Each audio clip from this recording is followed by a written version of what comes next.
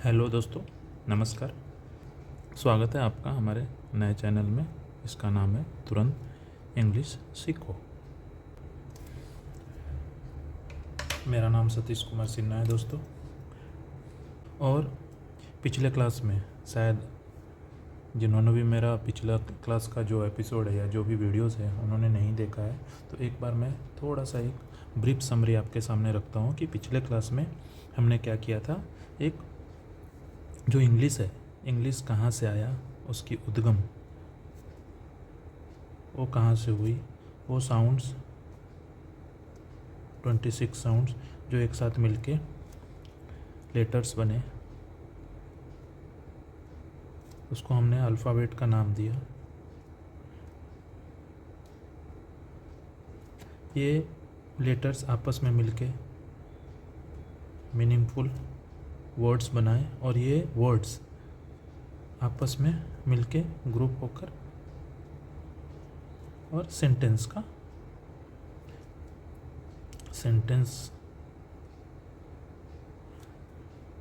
बनाए।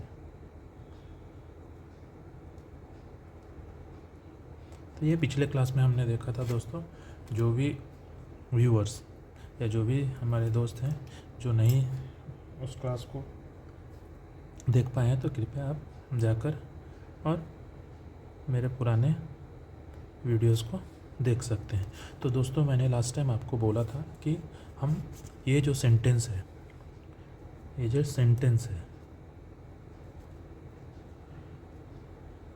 इसके बारे में हम विस्तार से इस एपिसोड में या इस वीडियो में जानेंगे। ठीक है। एक्चुअली दोस्तों, जिस तरह से लेटर्स आपस में मिलके वर्ड्स का निर्धारण किए, वर्ड्स बनाए, उसी तरह से वर्ड्स जो मीनिंगफुल वर्ड्स हैं वो आपस में मिलके एक सेंटेंस का निर्धारण करते हैं मतलब बनाते हैं। तो इसको हम सेंटेंस को एक डेफिनेशन के तौर पे पहले थोड़ा सा जान लेते हैं दोस्तों कि डेफिनेशन क्या है। So group of words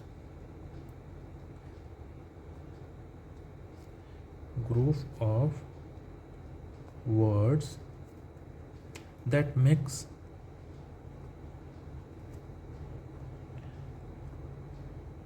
sense और मीनिंग,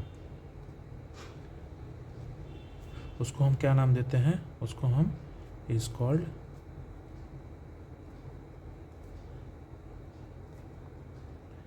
सेंटेंस। मेरे दोस्तों, क्या मतलब हुआ? जो वर्ड्स हैं, जो शब्द हैं, शब्द आपस में मिलकर पिरोकर और वाक्य का निर्धारण या सेंटेंस का निर्माण करते हैं। ठीक है। अभी ये सेंटेंस जो है, ये हम 5 तरह के सेंटेंस होते हैं। सेंटेंस कितने तरह के होते हैं दोस्तों? 5 टाइप्स। सेंटेंस कितने तरह के होते हैं? सेंटेंस 5 टाइप्स के होते हैं, जिसमें पहला जो सेंटेंस होता है उसको हम क्या नाम देते हैं? Assertive sentence.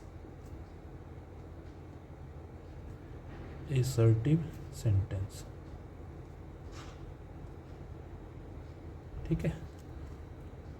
दूसरा सेंटेंस कौन सा होता है दोस्तों? इंटरो। ये सब हम विस्तार में थोड़ा पढ़ेंगे। क्यों दोस्तों?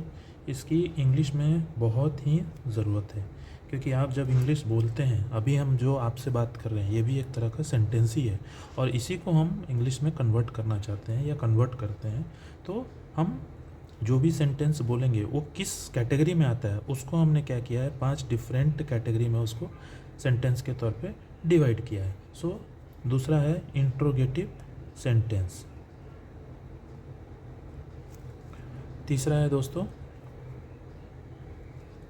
मेरे साथ आप देखते जाइए, समझते जाइए। कहीं कुछ आपको ऐसा प्रॉब्लम लगता है कि नहीं सर मुझे समझ में नहीं आया है, तो आप मुझे एक बार मैसेज करके बता सकते हैं। ठीक है। तीसरा है इम्पेरेटिव सेंटेंस।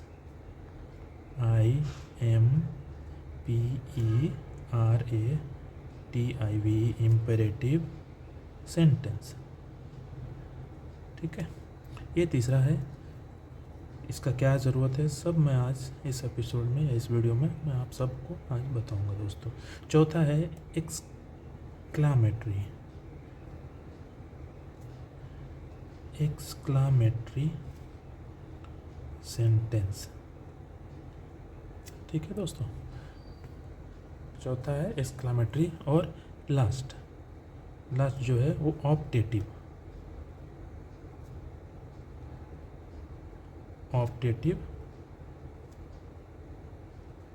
सेंटेंस। तो दोस्तों हमने सेंटेंस को क्या बोला कि एक ग्रुप ऑफ वर्ड है जो सेंस, अगर वो सेंस है उसमें या मीनिंग है तो उसको हम सेंटेंस का नाम देते हैं। लेकिन ये जो सेंटेंस है ये हम अलग अलग कैटेगरी में बोलते हैं। अलग अलग कैटेगरी का मतलब जैसे राम खाना खा रहा है, तो राम खाना खा रहा है, राम खाना नहीं खा रहा है। राम खाना क्यों नहीं खा रहा है, क्या राम खाना खा रहा है। आप देखो कैसे सेंटेंस आपस में धीरे धीरे चेंज हो रहे हैं। हम तरह तरह से उसको बात करते हैं, तरह तरह से हम उन सेंटेंस को तोड़ के मोड़ के और फिर अलग अलग जैसे हमको बोलना होता है उस अनुसार हम बोलते हैं। वैसे ही दोस्तों इंग्लिश में भी उन सभी सेंटेंस को हम मीनिंग के तौर पे या उन सभी सेंटेंस को उनके जो शब्द निकलते हैं उसके अनुसार हमने इस कैटेगरी में डिफरेंट सेंटेंसेस के कैटेगरी में हमने बांटा है।